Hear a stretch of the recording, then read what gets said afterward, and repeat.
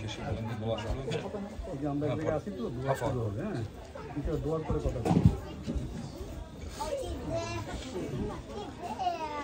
তাহলে আমরা একটু শুরু করতে পারি বিনা ওখানে পরিবেশ। হ্যাঁ, জাস্ট হাফ অ্যান আওয়ার। হ্যাঁ, এর বেশি না। এরপরে আমাদের রাফিক ভাই দোয়া করবেন। হ্যাঁ, এরপরে জাস্ট আমরা এনজয় করবো ইনশাআল্লাহ আমাদের নতুন বাসা। তো আজকে এই নতুন বাসা উপলক্ষে দোয়া প্লাস হালাকা এটার কম্বিনেশন। আজকের হালাকার ব্যাপারটা হচ্ছে কম্বিনেশন অফ দিস টু। একসাথে আমরা দুই রকম অনুষ্ঠানের স্বাদ পাবো ইনশাআল্লাহ। আর হালাকার ব্যাপার আপনারা জানেন যে আমরা নির্দিষ্ট একটা সূরা নিয়ে বা আয়াত অংশ নিয়ে আলোচনা করি, সেটা বুঝবার চেষ্টা করে থাকি সাধারণত। কম্বাইন আলোচনার পরে ইন্ডিভিজুয়ালি যে যা বলতে চাই সেরকম একটা সেশন থাকে। তো আজকে দুঃখজনকভাবে সময়ের অভাবে সেই সেশনটাকে একটু কনসিডার করতে হবে। কম্বাইন আলোচনাটাই মুখ্য ইনশাআল্লাহ।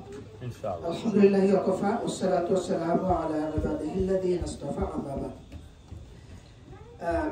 সম্মানিত অতিথিবৃন্দ, ভাই বোনেরা, আজকের হালাকার বিষয়বস্তু হচ্ছে সূরা নাম্বার 94, 94 নম্বর সূরা ইনশিরাহ। আর এর আরেকটা নাম আছে আলাম নাশরাহ। নামকরণ কিভাবে হয়েছে? আলাম নাশরাহ কথাটি সূরার প্রথম বাক্যের অংশ, এটাকে সূরা নাম হিসেবে নেওয়া হয়েছে। নাজিলের সময়কাল হলো আব্দুল্লাহ ইবনে আব্বাস রাদিয়াল্লাহু তাআলা আনহু বলেন যে সূরাটি সূরা দোহার পরে, আর দোহা এর ইমিডিয়েট আগের সূরা দোহার পরেই মক্কায় নাজিল হয়েছে সূরাটা। অর্থাৎ ইসলামের অত্যন্ত প্রাথমিক যুগে এই সূরা নাজিল হয়েছে। নাজিলের উপলক্ষ ও আলোচ্য বিষয় হচ্ছে রাসূলুল্লাহ সাল্লাল্লাহু আলাইহি সাল্লামকে সান্ত্বনা দেওয়া এই সূরার মূল উদ্দেশ্য। যে ব্যক্তি দীর্ঘ 40 বছর পর্যন্ত শ্রদ্ধা ভাজন হিসেবে বিখ্যাত ছিলেন, সেই তিনি নবুয়ত লাভ ও ইসলামী দাওয়াতের কাজ শুরু করবার পর সমাজের একরকম শত্রুতেই পরিণত হলেন। এই ব্যাকগ্রাউন্ডটা একটু আমাদের খুব ভালো করে জানলে সূরাটা বুঝতে সুবিধা হবে। পথে প্রান্তরে, হাটে বাজারে, আত্মীয় স্বজন ও পাড়া প্রতিবেশীর কাছ থেকে রাসূলুল্লাহ সাল্লাল্লাহু আলাইহি ওয়াসাল্লাম ঠাট্টা, বিদ্রূপ ও অপমানজনক আচরণ পেতে লাগলেন। ইসলামের আলোর বিস্তৃতির চেষ্টার প্রতিদানে সেই সমাজ থেকে তিনি এরকম অবহেলা এবং মানুষের ঠাট্টা, বিদ্রূপ, গালাগালির শিকার হতে লাগলেন। অথচ সেই সমাজে তিনি ছিলেন সবচাইতে সম্মানিত এবং বিশ্বস্ত মানুষ, ভদ্রতম মানুষ। অথচ এই সমাজ ও জাতি তাকে বড় সম্মান ও সম্ভ্রম ও শ্রদ্ধার চোখে দেখত। এরাই তাকে আলামিন, একমাত্র বিশ্বস্ত অথবা অত্যন্ত বিশ্বাসভাজন, the trustworthy of that society. Among them, in entire Makkah, Rasulullah sallallahu alaihi wasallam was renowned as the Al-Amin, the trustworthy. এই উপাধি তারা দিয়েছিল যেসব আত্মীয় স্বজন, বন্ধু বান্ধব বা গোত্রের লোক বা পাড়া প্রতিবেশী তাকে অত্যন্ত স্নেহ, ভালোবাসা, মমতা প্রদর্শন করত। তারাই তাকে অশ্রাব্য ভাষায় গালিগালাজ দিতে লাগলো। প্রাথমিক এই অবস্থায়, ইসলামের প্রাথমিক এই অবস্থায়, নবুয়ত প্রাপ্তির প্রাথমিক এই অবস্থায়, রিভিলেশন বা ওয়াহি পাওয়ার শুরুর দিকের এই অবস্থাতে তার কাছে এই সময়টা ইসলামের জন্য খুবই কঠিন এবং হতাশামূলক বলে মনে হতো রাসূলুল্লাহ সাল্লাল্লাহু আলাইহি ওয়াসাল্লামের কাছে। এজন্য এই সূরার মাধ্যমে তাকে সান্ত্বনা বাণী শোনানো হয়েছে। সূরা ইসরায় আল্লাহ তাআলা তাকে বলেন যে আপনাকে 3টি বড় নিয়ামত দান করা হয়েছে। রাসূলুল্লাহ সাল্লাল্লাহু আলাইহি ওয়াসাল্লামকে 3টি নিয়ামতের কথা আল্লাহ রাব্বুল আলামিন বলছেন। এগুলো বর্তমান থাকতে, এই নিয়ামত পাওয়ার পরে আপনি নিরুৎসাহ ও ভারাক্রান্ত হৃদয় হবেন, তার কোনো কারণ থাকতে পারে না। You won't be disheartened or disappointed or depressed after getting these 3 blessings from Allah subhanahu wa ta'ala. প্রথম হচ্ছে শরহে সাদর বা হৃদয় উন্মুক্তকরণ, প্রশস্তকরণ এর নিয়ামত। হৃদয়কে খুলে দেওয়া, প্রশস্ত করা। দ্বিতীয়ত নবুয়তের আগের সময়ের দুশ্চিন্তা থেকে ওয়াহী নাজিলের মাধ্যমে মুক্তি দানের নিয়ামত। নবুয়ত প্রাপ্তির আগে সমাজের বিশৃঙ্খলতা, সমাজের অনিয়ম, দুর্নীতি এগুলো দেখে রাসূলুল্লাহ সাল্লাল্লাহু আলাইহি ওয়াসাল্লামের মনে অতীব কষ্ট হতো যে এই সমাজের অন্ধকার কিভাবে তিনি দূর করতে পারেন। এই চিন্তায় মগ্ন থাকতেন, পথ খুঁজতেন। ওয়াহীর মাধ্যমে সেই চিন্তা দূরীকরণ করা হলো। তৃতীয়ত রাসূলুল্লাহ সাল্লাল্লাহু আলাইহি ওয়াসাল্লামের উচ্চ ব্যাপক উল্লেখ জিকির বা স্মরণের নিয়ামত। এই এমন এক নিয়ামত যে ইহকাল ও পরকালে অন্য কাউকে দেওয়া হয়নি। বিস্তারিত একটু পরে আসবে। তারপর আল্লাহ এ বলে তাকে সান্ত্বনা দেন যে বর্তমানের এ দুঃসময় খুব শিগগিরই কেটে যাবে। এই অন্ধকার, এই অজ্ঞানতার অন্ধকার, এই বৈরিতার অন্ধকার কেটে গিয়ে ইসলামের সুমহান আলোয় আলোকিত হয়ে উঠবে এই অঞ্চল, পৃথিবী। এখন সূরা এবং সূরার অর্থটা হচ্ছে এই যে সূরা নাম্বার 94। আউযু বিল্লাহি মিনাশ শাইতানির রাজিম। বিসমিল্লাহির রহমানির রহিম। আলাম নাশরাহ লাকা সাদরাক ওয়া ওয়াদা'না আনকা বিযরাক আল্লাযী আনকাদা যহরাক ওয়া রাফা'না লাকা যিকরাক ফাইন্না মা'আল উসরি ইউসরা ওয়া ইন্না মা'আল উসরি ইউসরা ফাইন্না মা'আল উসরি ইউসরা ইন্না মা'আল উসরি ইউসরা ফাইযা ফারাগতা ফানসাব ওয়া ইলা রাব্বিকা ফারগাব। 8টি ছোট ছোট আয়াতের সমন্বয়ে গঠিত এই সূরাটা। সরল অর্থ হলো আল্লাহ রাব্বুল আলামিন রাসূলুল্লাহ সাল্লাল্লাহু আলাইহি ওয়াসাল্লামকে উদ্দেশ্য করে বলছেন যে আমি কি তোমার জন্য তোমার বুক, তোমার বক্ষ বিস্তৃত করে দেইনি, খুলে দেইনি, আর তোমার উপর থেকে তোমার বোঝা নামিয়ে দিয়েছি যা তোমার কোমর ভেঙে দিচ্ছিল, তোমার ঘাড় নুয়ে দিচ্ছিল, সেই বোঝা তোমার উপর থেকে নামিয়ে দিয়েছে। আর তোমার জন্য তোমার স্মরণ, তোমার সুনাম, তোমার মর্যাদা, তোমার প্রসঙ্গ, তোমার প্রশংসা, তোমার উল্লেখ রেখেছে উঁচুতে। সুতরাং নিঃসন্দেহে কঠিনতার সাথে আছে সহজতা, স্বস্তি, প্রশস্ততা। আল্লাহ তাআলা এই আয়াতটা রিপিট করেছেন 5 নম্বরে বলে আবার 6 নম্বর আয়াতে বলছেন নিশ্চয়ই কঠিনতার সাথে আছে সহজতা, কষ্টের সাথে আছে স্বস্তি। অতএব যখন অবসর পাও, সাধনা করো, উপাসনা করো, প্রার্থনা করো এবং তোমার প্রভুর প্রতি নিমগ্ন হও, তোমার রবের প্রতি তুমি মনোনিবেশ করো, তোমার রবের প্রতি। এই ছিল সরল অর্থ। এখন আয়াতগুলোর ভিতরে যে শব্দগুলোর অর্থ আমাদের জানলে আয়াতের অর্থ হৃদয়ঙ্গম করা সহজ হবে, সেই শব্দগুলোকে একটু আমরা খুলবার চেষ্টা করছি। সরাহ শব্দের অর্থ হচ্ছে উন্মুক্ত করা। যেমন মুসা আলাইহিস সালাম আল্লাহর কাছে দোয়া করেছিলেন, রব্বি ইশরাহ লি সাদরি ওয়া ইয়াসসির লি আমরি ওয়াহলুল উকদাতাম মিন লিসানি ইয়াফকাহু কওলি। আল্লাহ রাব্বুল আলামিন যখন মুসা আলাইহিস সালামকে দাওয়াতের কথা বললেন, তখন মুসা আলাইহিস সালাম আল্লাহ রাব্বুল আলামিনের কাছে দোয়া করলেন, ইয়া রব, আমার বক্ষকে প্রশস্ত করে দাও এবং আমার মুখের জড়তা দূর করে দাও, যাতে আমার কথা মানুষ বুঝতে পারে। এই প্রশস্ত বক্ষের ব্যাখ্যা একটু পরেই আসছে। একইভাবে সরাহ শব্দের অর্থ হলো এভাবে যে খুলে দেওয়া, উন্মুক্ত করা, প্রশস্ত করা। অর্থাৎ জ্ঞান, তত্ত্ব কথা ও উত্তম চরিত্রের জন্য বক্ষকে প্রশস্ত করে দেওয়ার অর্থে বক্ষ উন্মুক্ত করা ব্যবহৃত হয়ে থাকে। রাসূলুল্লাহ সাল্লাল্লাহু আলাইহি ওয়াসাল্লামের পবিত্র বক্ষকে আল্লাহ তাআলা প্রকৃত সত্যের জ্ঞান, ইসলামের আলো ও উত্তম চরিত্রের জন্য এমন বিস্তৃত করে দিয়েছিলেন যে দুনিয়ার কোনো পণ্ডিত, কোনো দার্শনিক তার জ্ঞান পরিবার ধারে কাছে পৌঁছতে পারবে না। কিয়ামত পর্যন্ত যত মানুষ আসবে না কেন, রাসূলুল্লাহ সাল্লাল্লাহু আলাইহি ওয়াসাল্লামের জ্ঞানের কাছে সমস্ত মানুষের জ্ঞান তুচ্ছ। আর শারহি সদর বক্ষ উন্মুক্তকরণের ফলে ব্যক্তির মুখে প্রবল সাহস ও বলিষ্ঠ মানসিকতা সৃষ্টি হয়। অন্যত্র আল্লাহ রাব্বুল আলামিন কোরআনে বলেছেন যে আল্লাহ যার কল্যাণ চান ইসলামের জন্য তার বক্ষকে উন্মুক্ত করে দেন, যাতে তার বুকে ইসলামের আলো স্থান পায়, স্থিতি পায়, বিস্তৃতি লাভ করে এবং ইসলামের কথা বলতে তার ভালো লাগে, ইসলামের কথা প্রচার করতে তার মনে সাহসিকতার অভাব হয় না। এই জন্য তার বক্ষকে আল্লাহ তাআলা খুলে দেন ইসলামের জন্য। রাসূলুল্লাহ সাল্লাল্লাহু আলাইহি ওয়াসাল্লামের শারহি সদরের অর্থ হলো নবুয়তের মহান দায়িত্ব পালনে তার অন্তরে সুদৃঢ় মানসিকতা সৃষ্টি করা।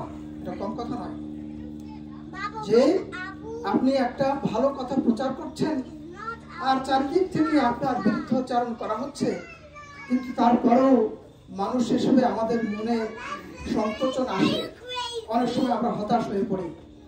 এই জিনিসটা সহজ নয়। রাসূলুল্লাহ সাল্লাল্লাহু আলাইহি ওয়াসাল্লাম তিনি তো মানুষ, তার মনে এরকম সংকোচন আসতো।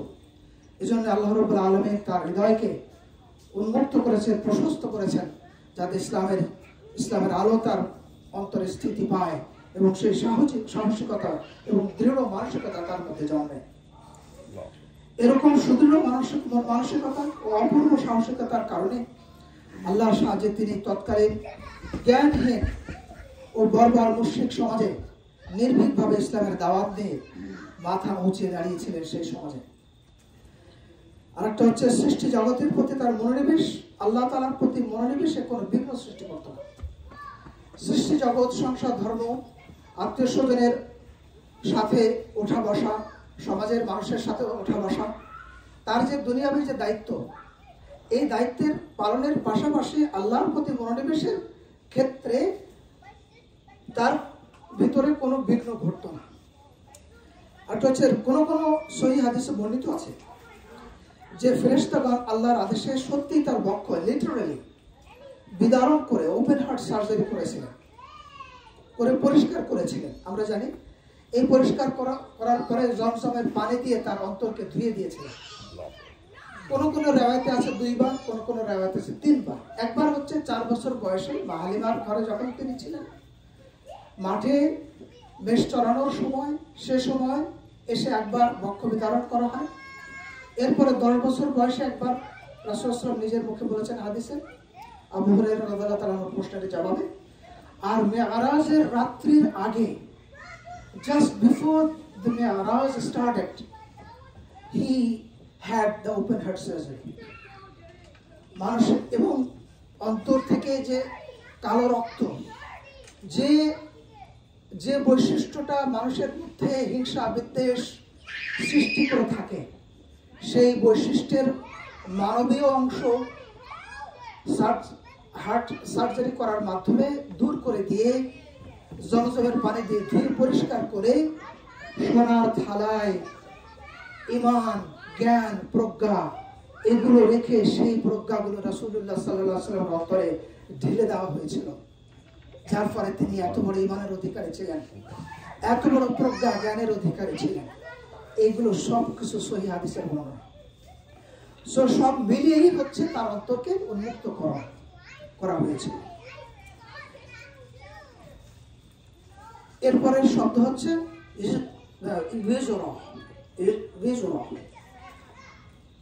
শব্দের মূল অর্থ হচ্ছে পর্বত বা পাহাড়।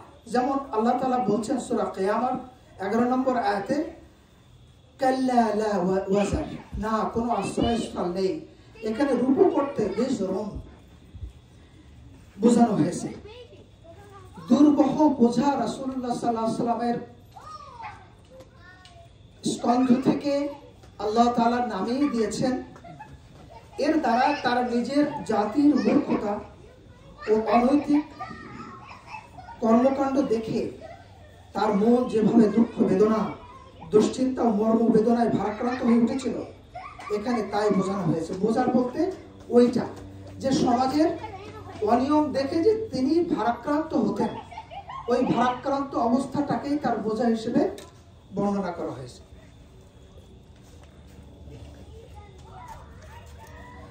তার জাতি মক্কার লোকেরা যেভাবে মূর্তি পূজা, শিরক, কুসংস্কার, নির্লজ্জতা, জুল, নিপীড়ন, আত্মকলহ এবং নিজেদের মধ্যকার প্রতিশোধমূলক লড়াই, মেয়ে সন্তানদের জীবন্ত কবর দেয়া, এমন কোনো অন্যায় ছিল না যে সেই সমাজের মানুষেরা করত না। এই সমস্ত অন্যায় তারা ডুবে আছে। এই অবস্থা থেকে তা থেকে জাতিকে রক্ষা করার পথের সন্ধানে রাসূলুল্লাহ সাল্লাল্লাহু আলাইহি ওয়াসাল্লাম আকুল ছিলেন। এ কঠিন ভাবনার বোঝা তার কোমরকে ভেঙে দিচ্ছিল, নুইয়ে দিচ্ছিল। নবুয়ত দানের মাধ্যমে, ওয়াহীর মাধ্যমে, আল কোরআন অবতীর্ণ করবার মাধ্যমে হেদায়েতের পথ দেখিয়ে তার উপর থেকে এই চিন্তার বোঝা আল্লাহ রাব্বুল আলামিন নামিয়ে দিয়েছিলেন। ওয়ারাফা'না লাকা যিকরাক। 4 নম্বর আয়াতে যখন আমরা আসি, অত্যন্ত গভীর অর্থময় আয়াত। ওয়ারাফা'না লাকা যিকরাক, আমরা ইংরেজিতে বলি রুফ, অর্থাৎ উঁচুতে যে সাউন্ডটা আছে। It might have been come from Arabic. ওয়ারাফা'না লাকা যিকরাক, আর উন্নত করেছে আপনার জন্য আপনার উল্লেখ, আপনার আলোচনা, আপনার যশ, খ্যাতি, প্রসঙ্গ, প্রশংসা, এগুলো উন্নততর করেছে। দেখুন, রাসূলুল্লাহ সাল্লাল্লাহু আলাইহি ওয়াসাল্লামের সুনামকে সমুন্নত করা একটি সুস্পষ্ট ভবিষ্যৎবাণী। যখন এ সূরায় এ কথা বলা হয়, তখন কেউ স্বপ্নেও ভাবেনি একজন নিঃসঙ্গ মানুষ, যার সাথে হাতে গোনা কত গরিব, অসহায়, সহায় সম্বলহীন লোকজন রয়েছে প্রাথমিক স্টেজ অফ ইসলাম, তার সুনাম সুখ্যাতি সারা দুনিয়ায় ছড়িয়ে পড়বে, এ কথা কেউ কল্পনা করে না। সেই সমাজের লোকেরা বলতো যে রাসূলুল্লাহ সাল্লাল্লাহু আলাইহি ওয়াসাল্লাম, তারা তো আর রাসূলুল্লাহ বলতেন না, বলতো যে মুহাম্মদ সাল্লাল্লাহু আলাইহি ওয়াসাল্লাম মারা গেলে তার নাম নেবার কেউ লোক থাকবে না। এই কথা বলে বেড়াতো তারা। বিশেষ করে রাসূলুল্লাহ সাল্লাল্লাহু আলাইহি ওয়াসাল্লামের সব ছেলে মারা যাওয়ার পরে এই বেদনাদায়ক কথাবার্তা বলে তাকে কষ্ট দিত।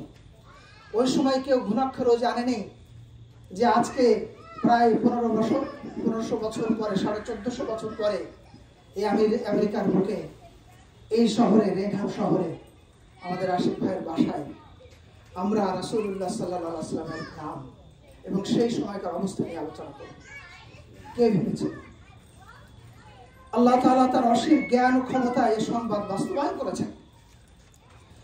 ইমাম বুখারী রাহমাতুল্লাহি আলাইহি আবু সাঈদ খুদরি রাদিয়াল্লাহু তাআলা সূত্রে উদ্ধৃত করেছেন যে রাসূলুল্লাহ সাল্লাল্লাহু আলাইহি ওয়াসাল্লাম জিবরাইল আলাইহিস সালামকে এই আয়াতের মর্ম মানে সম্পর্কে জিজ্ঞাসা করেছিলেন। প্রিয় ভাইরা, প্রিয় বোনেরা, এই আয়াতের অর্থটা কি রাসূলুল্লাহ সাল্লাল্লাহু আলাইহি ওয়াসাল্লাম জিবরাইল আলাইহিস সালামের কাছে জিজ্ঞেস করেছিলেন। Watch this.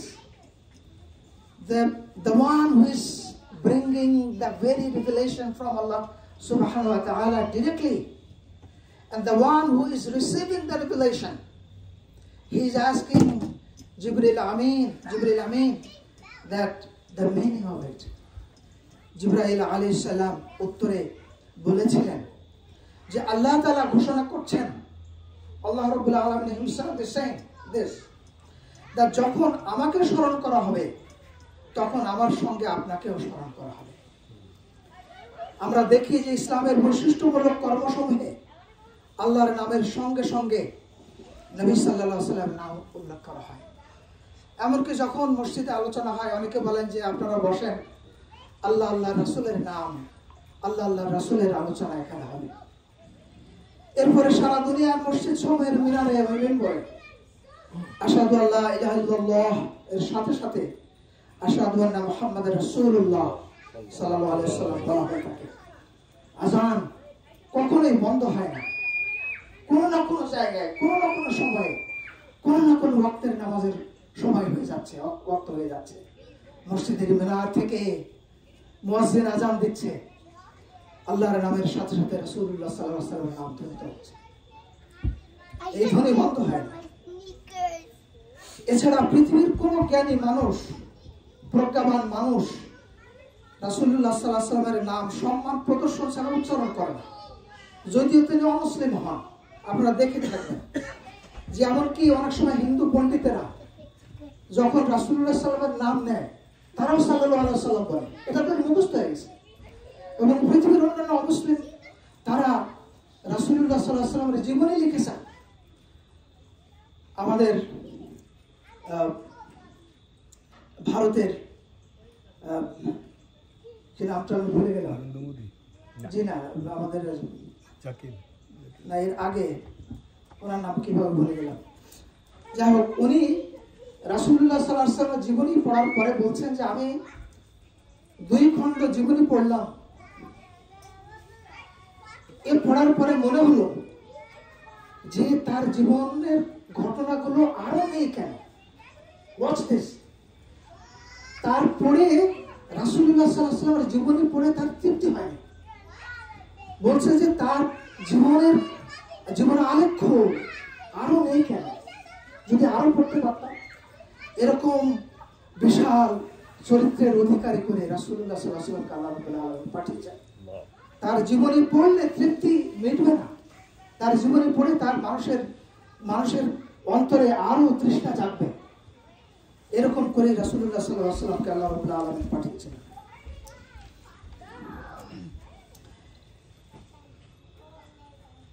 ছয়-সাতের কথা, ফাইন্না মাআল উসরি ইউসরা ওয়া ইন্না মাআল উসরি ইউসরা। প্রিয় ভাই বন্ধুরা, প্রিয় বোনেরা,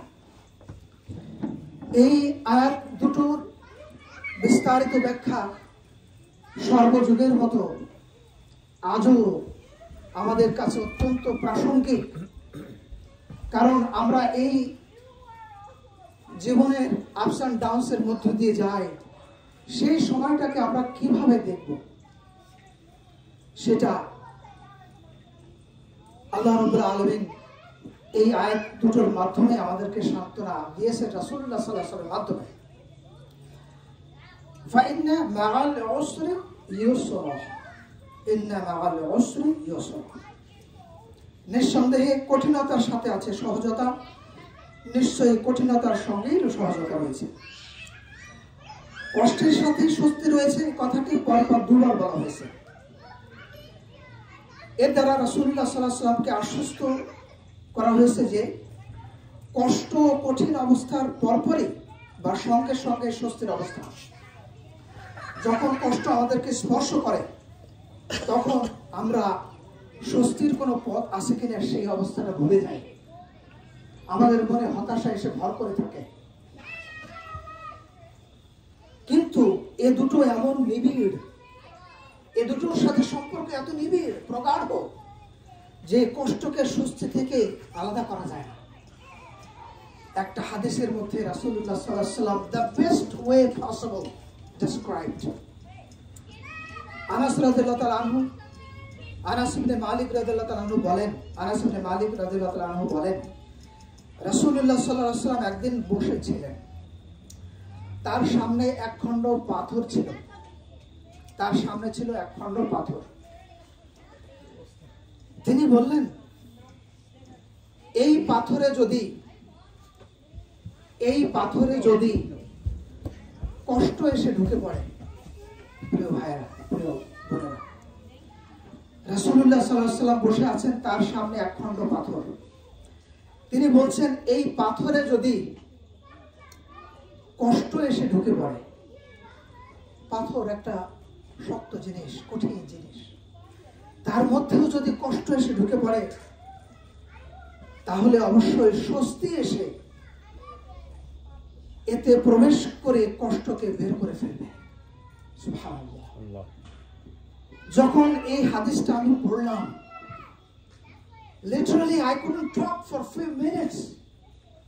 That what a wonderful way of explaining something. পাথরের ভিতরে যদি কষ্ট ঢুকে পড়ে, স্বস্তির সাথে সাথে ঢুকে সে কষ্টকে বের করে দেবে। মানুষের হৃদয় তো কোথায়?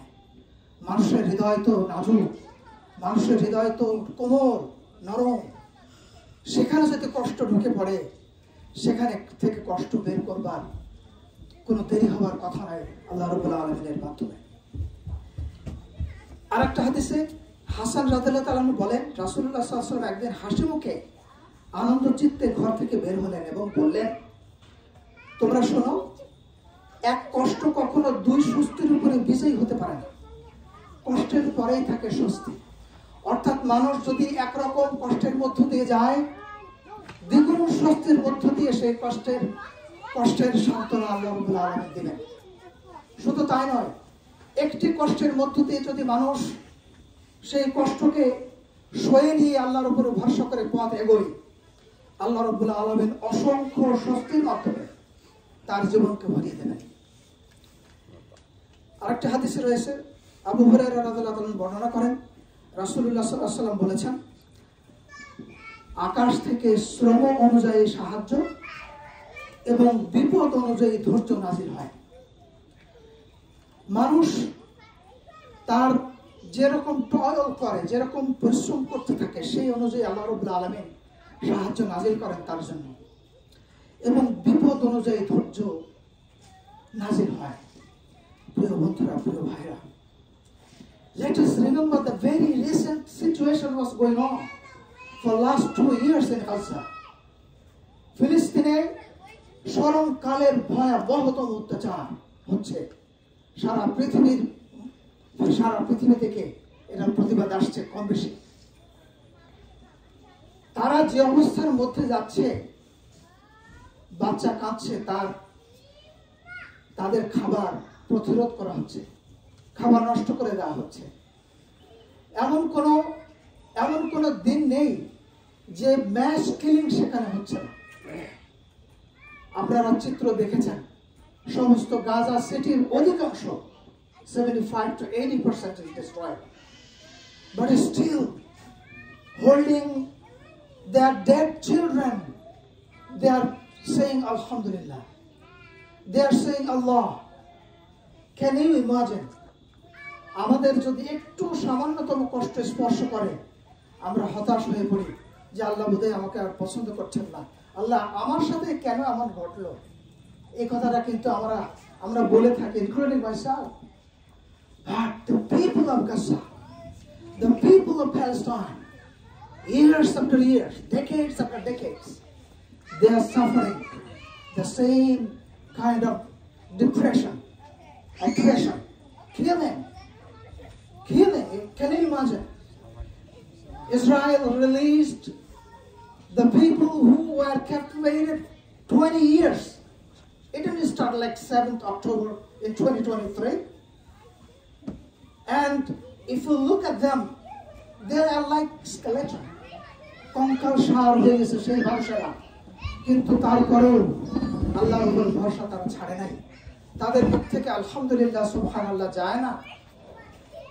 কিছু কিছু মানুষ এই উম্মতের ভিতরে আমাদের জন্য প্রেরণার উৎস, আমাদের জন্য সেই ইসলামের প্রাথমিক অবস্থার সাহাবাদের জীবন আমাদেরকে স্মরণ করিয়ে দেয়। প্রিয় বন্ধুরা, প্রিয় ভাই বোনেরা, আমরা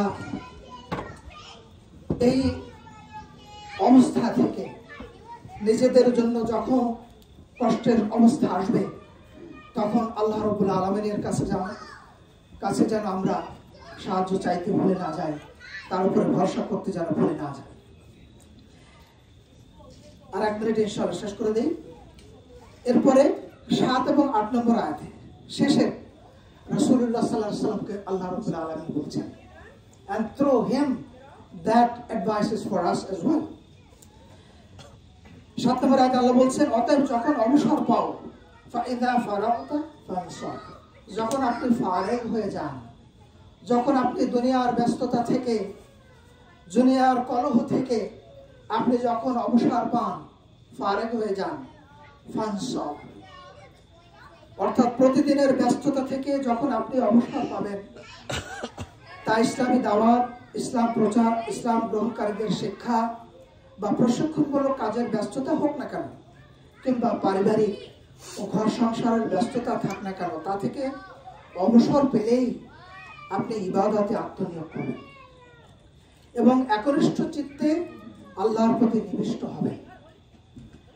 আরেকটা বর্ণনা এসেছে যে আব্দুল্লাহ ইবনে মাসউদ বলেন যে এর অর্থ হলো ফরজ নামাজ থেকে যখন আপনি অবসর পাবেন, তখন আপনি তাহাজ্জুদ নামাজে নিজেকে আত্মনিয়োগ করবেন। সব মিলিয়ে কথা হলো যে আল্লাহ রাব্বুল আলামিন রাসূলুল্লাহ সাল্লাল্লাহু আলাইহি ওয়াসাল্লামকে বলছেন যে যখন আপনি দিনের দাওয়াত থেকে